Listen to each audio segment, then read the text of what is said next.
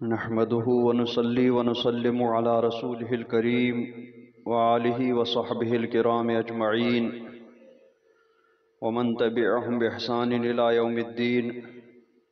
अम्मा बाद फ़अऊज़ु बिल्लाहि मिनश शैतानिर रजीम। बिस्मिल्लाहिर रहमानिर रहीम। या बनी इसराईल अज़्कुरू निअमती अल्लती अनअमतु अलैकुम व औफू बिअहदी ऊफ़ि बिअहदिकुम व इय्याय फ़रहबून।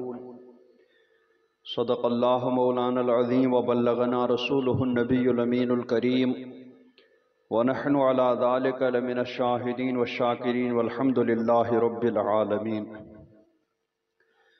आइए सबसे पहले अपने आका मौला ताजदार मदीना सल्लल्लाहु ताला अलैहि वसल्लम की बारगाह बेकस पनाह में दुरूद शरीफ का नजराना पेश करें। पढ़ें बावाज़ बुलंद, अल्लाहुम्मा सल्लि अला सय्यिदिना मुहम्मदिन व अला आलि सय्यिदिना मुहम्मदिन व अस्हाबि सय्यिदिना मुहम्मदिन व बारिक व सल्लिम अलैहिम। हज़रात गिरामी,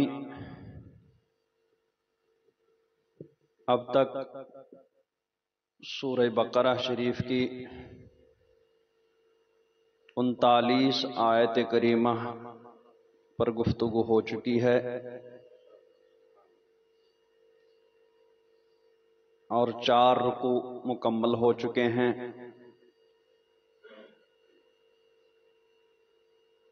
इन 39 आयत करीमा में सबसे पहले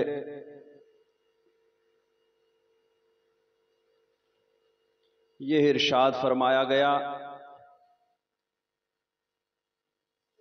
कि कुरान पाक हिदायत की किताब है, उसमें कोई शक नहीं है।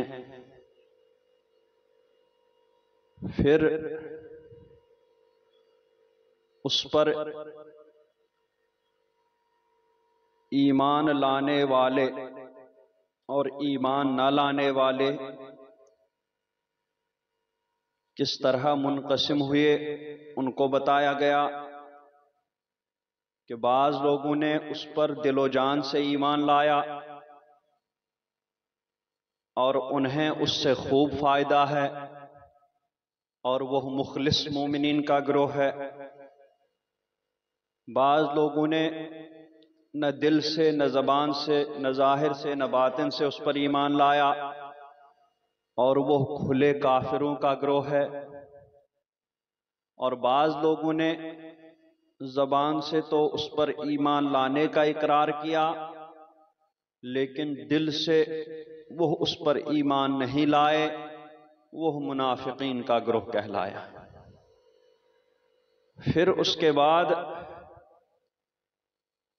दोबारा कुरान पाक की हक्कानियत और उसको मुनज़्ज़ल मिन अल्लाह तबारक व तआला की तरफ से नाजिल होने वाली किताब बताने के लिए उन्हें दोबारा इरशाद कहा गया कि अगर तुम्हें इसमें कुछ भी शक है, इसके किताबुल्लाह होने में कुछ भी शक है और तुम ये समझ रहे हो कि ये इंसान का कलाम है, तो तुम इस जैसी एक छोटी सूरत ले आओ तो तुम पर वाज़ह हो जाएगा कि बेशक ये अल्लाह की किताब है, किसी इंसान की बनाई हुई किताब नहीं है। तो जब सब के सब आजिज रह गए, कुरान पाक की हक्कानियत और उसके किताबे इलाही होना ये सबके दिलों में रासिख हो गया, तब उन्हें खिताब आम करते हुए बताया गया कि इस दुनिया की चीजों को अल्लाह तबारक व तआला ही ने तुम्हारे लिए बनाया। क्योंकि उस वक्त तक जब कुरान पाक के मुनज़्ज़ल मिन अल्लाह यानी किताब इलाही होना उनके दिलों में रासिख हो गया, तो खुद ब खुद अल्लाह तबारक व तआला की ज़ात व सिफ़ात के बारे में मालूमात उनके दिलों में रासिख हो गई। तो जब यह बात उनके दिलों में रासिख हुई, तब उनको बताया गया कि जिस तरह अल्लाह तबारक व तआला ने यह किताब तुम्हारी हिदायत के लिए नाजिल फरमाई, उसी तरीके से इस कायनात की दूसरी चीजों को भी अल्लाह तबारक व तआला ने तुम्हारी जरूरत ही के लिए पैदा फरमाया। अब तुम्हें किस लिए पैदा फरमाया, फिर उसका बयान फरमाया कि तुम्हें सिर्फ अपनी इबादत के लिए पैदा फरमाया। या अय्युहन्नास उबुदू रब्बकुम, जो पीछे गुजर चुका है। तो इस तरीके से इतनी उम्दा तरतीब के साथ सूरह बकरह में अल्लाह तबारक व तआला ने बंदों को इरशाद फरमाया। फिर जब तक सरकारे दो आलम सल्लल्लाहु तआला अलैहि वसल्लम मक्का शरीफ में तशरीफ फरमा रहे, तब तक सिर्फ एक कौम उनके सामने रही, और वो मुशरिकीन की कौम थी, वह बुत परस्तों की कौम थी। वह मुशरिकीन वह अल्लाह के साथ दूसरों को शरीक करते थे। एक तो वो शिर्क में मुब्तला थी, और दूसरा वो आम अखलाकी बदकिरदारियों में भी मुब्तला थे, आम गुनाहों में भी मुब्तला थे। वो इस वजह से क्योंकि वो यौम आखिरत पर ईमान नहीं रखते थे। वो इस बात पर ईमान नहीं रखते थे कि एक दिन ऐसा आएगा जिसमें हमारे तमाम आमाल का हमसे हिसाब किताब लिया जाएगा, और जिसमें हमारे तमाम आमाल की उनके मुताबिक जजा दी जाएगी। अच्छे आमाल की जजा अच्छी दी जाएगी, बुरे आमाल की जजा बुरी दी जाएगी। तो इस बात पर वो ईमान नहीं रखते थे। इस वजह से शिर्क के बाद वो आम गुनाहों में भी मुब्तला थे। शराब नोशी, सूदखोरी, झूठ, ग़ीबत, चुगली, जिना, चोरी, सब तरह के गुनाहों में वो मुलव्विस थे। और उसकी वजह क्या थी? वो यही वजह थी कि उन्हें अपने उन गुनाहों पर पकड़ का कोई तसव्वुर नहीं था। तो इसलिए उनके इन सारे गुनाहों को दो ही गुनाहों की तरफ मतलब राजा किया जा सकता है। एक तो शिर्क में वो गिरफ्तार थे, दूसरा यौम आखिरत पर ईमान नहीं था उनका। तो इसलिए जब तक सरकार सल्लल्लाहु अलैहि वसल्लम मक्का शरीफ में तशरीफ फरमा रहे, तब तक इसी एक कौम को सरकार दो आलम सल्लल्लाहु अलैहि वसल्लम और कुरान पाक ने खिताब फरमाया। और चूंकि वो उन दोनों गुनाहों में वो मुब्तला थे, शिर्क में और यौम आखिरत पर ईमान न लाने में, इसलिए मक्का शरीफ में ज्यादा जोर और ज्यादा ताकीद इन्हीं दो बातों की गई कि शिर्क से बच करके तुम सिर्फ अल्लाह की इबादत करो, यानी तौहीद की दावत दी गई। और उसके बाद यौम आखिरत की दावत दी गई कि यौम आखिरत पर तुम लोग ईमान लाओ। लेकिन वो उसको बहुत मुश्किल समझते थे। कहते थे कि इंसान जब खत्म हो गया, मरकर मिट्टी में मिल गया, तो उसके बाद फिर कहां से उसके जर्रे मिलेंगे, क्या पता कहां कहां उसकी हड्डियां होंगी, कहां कहां पे उसके दूसरे आज़ा बिखर गए होंगे। तो उन्हें इस बात का यकीन नहीं था कि अल्लाह तबारक व तआला का इल्म कितना वसी है। वो समझते थे कि शायद जब वो जर्रे बिखर गए तो अब अल्लाह तबारक व तआला भी माज़ अल्लाह उन्हें जमा नहीं कर सकता, उनको जानता नहीं। तो इस तरीके से अल्लाह तबारक व तआला के इल्म के बारे में भी उन्हें पूरा ईमान नहीं था। इस वजह से वो यौम आखिरत पर भी ईमान नहीं रखते थे। तो जब तक सरकार वहां तशरीफ फरमा रहे, इन्हीं दो बातों की दावत देते रहे, तौहीद की और यौम आखिरत पर ईमान लाने की, और तीसरा क्योंकि खुद अल्लाह रब्बुल इज्जत की जानिब से भेजे हुए रसूल थे, अपनी रिसालत की। फिर जब मदीना शरीफ तशरीफ लाए तो मदीना शरीफ में दो तरह के मजीद लोगों से सामना हुआ। एक तो मुनाफिकीन का ग्रोह और दूसरा अहले किताब का ग्रोह। मुनाफिकीन वहां पर अब्दुल्ला इब्न उबई जो रासुल मुनाफिकीन था, उनका सरदार था। वो अब्दुल्ला इब्न उबई सरकार सल्लल्लाहु अलैहि वसल्लम की तशरीफ आवरी से पहले बिल्कुल उसकी ताजपोशी भी होने वाली थी, यानी वो औस और खजरज का सरदार बनने वाला था। उसका ताज तैयार भी किया जा रहा था, बस उसके तैयार होने का इंतजार हो रहा था। तैयार होते ही अब्दुल्ला इब्न उबई को सरदार बना करके उसकी ताजपोशी की जानी थी कि तभी सरकार दो आलम सल्लल्लाहु अलैहि वसल्लम की मदीना पर तशरीफ आवरी हुई। तो सरकार सल्लल्लाहु अलैहि वसल्लम की मदीना शरीफ तशरीफ आवरी होते ही उस अब्दुल्ला इब्न उबई की उस सारी सरदारी का ख्वाब खत्म हो गया, क्योंकि सारे सब सरकार सल्लल्लाहु अलैहि वसल्लम पर तशरीफ ईमान लाए, सरकार की इताअत को कबूल किया। तो इस वजह से उस अब्दुल्ला इब्न उबई ने अपनी सरदारी जाने की हसद की वजह से उसने जाहिरी तौर पर जबान से कलिमा तो अदा किया, लेकिन दिल में उसके वो नफरत निकल ना सकी, दिल में वो हसद निकल ना सका। और उसने अपने जो करीबी हमनवा थे उन हमनवाओं को भी उसने अपने साथ मिला दिया। इस तरीके से मुनाफिकों का एक अच्छा खासा ग्रोह वहां पर तैयार होकर के सामने आ गया।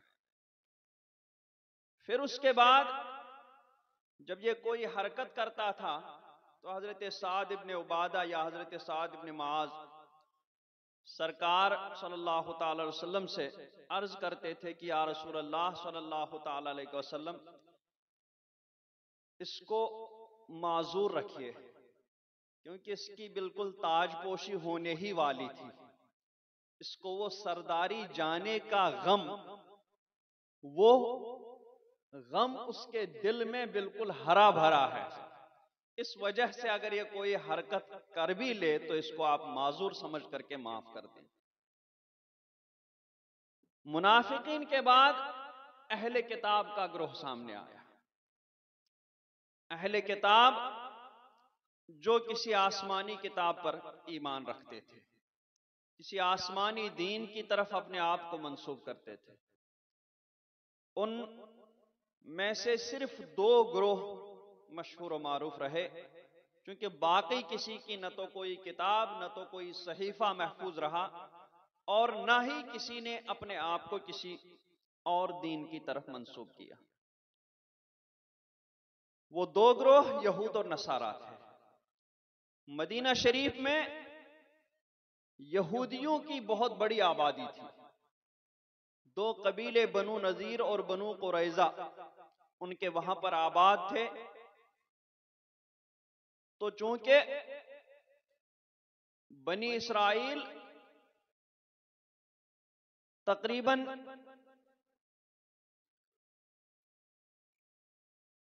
1000 अंबियाए किराम उनमें आए और हजारों साल तक उन लोगों की हुकूमतें रही। तो इस वजह से उनका जो इल्मी रोब दबदबा था, उनका सियासी रोब दबदबा था, वो बाकी कौमों पर छाया रहता था। मदीना शरीफ में भी जो बनु कुरैजा और बनु नजीर आबाद थे, वो दो कबीले भी अपने आसपास के तमाम इलाकों पर अपने इल्म फजल की वजह से छाए रहते थे, सबसे अपनी सरदारी मनवाए रहते थे। और बाकी जो अहले मदीना थे, मदीना मुनव्वरा के असली बाशिंदे थे, वो हमेशा उनके सामने दबे रहते थे। ये बनु कुरैजा और बनु नजीर उन लोगों से ये भी कहते थे कि एक नबी आखिर ज़मा आने वाला है और हम उन पर ईमान ला करके हम बाकी सारी कौमों को मगलूब कर देंगे। इस तरीके से सरकार सल्लल्लाहु अलैहि वसल्लम की तशरीफ आवरी से पहले वो जब किसी से लड़ते भी थे तो सरकार के वसीले से ही फतह नुसरत की दुआएं भी मांगते थे और उन्हें फतह नुसरत नसीब होती थी। तो अहले मदीना और आसपास के इलाकों में वो ये बातें बार बार दोहराया करते थे कि आखिरी नबी आने वाला है, हम उस पर ईमान ला करके सारे लोगों के सरदार बन जाएंगे, फिर कोई हमारा मुकाबिल ना हो सकेगा। अहले मदीना के दिल में उन लोगों की ये बात उतर गई थी, बैठ गई थी, जम गई थी। इसलिए जब मक्का शरीफ में सरकार सल्लल्लाहु अलैहि वसल्लम ने नबूवत का ऐलान फरमाया तो अहले मदीना ने बगैर किसी पसोपेश के जब वहां पहुंचे हज के अय्याम में, तो पहले चंद लोगों ने, फिर दूसरे साल और सारे लोग आए और तीसरे साल फिर और आकर के सरकार को मदीना मुनव्वरा ले जाने पर वो लोग तैयार हो गए। तो इसमें अहले मदीना उन यहूदियों पर सबकत ले गए। वो यह रोब दिखाते थे, लेकिन अहले मदीना, मदीना मुनव्वरा के असली बाशिंदों ने इस बात में उन पर सबकत की और सरकार पर फौरन ईमान लाए। फिर जब सरकार सल्लल्लाहु अलैहि वसल्लम मदीना शरीफ तशरीफ लाए तो मदीना शरीफ के असली बाशिंदे उन पर ईमान ला चुके थे और सरकार उन्हीं में रहने लग गए थे। तो इधर जो अहले किताब जो अब तक लोगों को धमकाते थे सरकार के नाम पर, आखिरी नबी के नाम पर, तो वह अहले किताब ने जब सरकार सल्लल्लाहु अलैहि वसल्लम को देखा, सरकार की जियारत की, तो जो सच्चे अहले किताब थे हजरत अब्दुल्लाह इब्न सलाम और उनके साथी, उन लोगों ने सरकार को देखते ही पहचान लिया कि ये वही नबी आखिर ज़मा हैं जिसके बारे में हमारी किताब में फरमाया गया। इसलिए उन्होंने देखते ही बगैर किसी पसोपेश के सरकार पर ईमान लाया।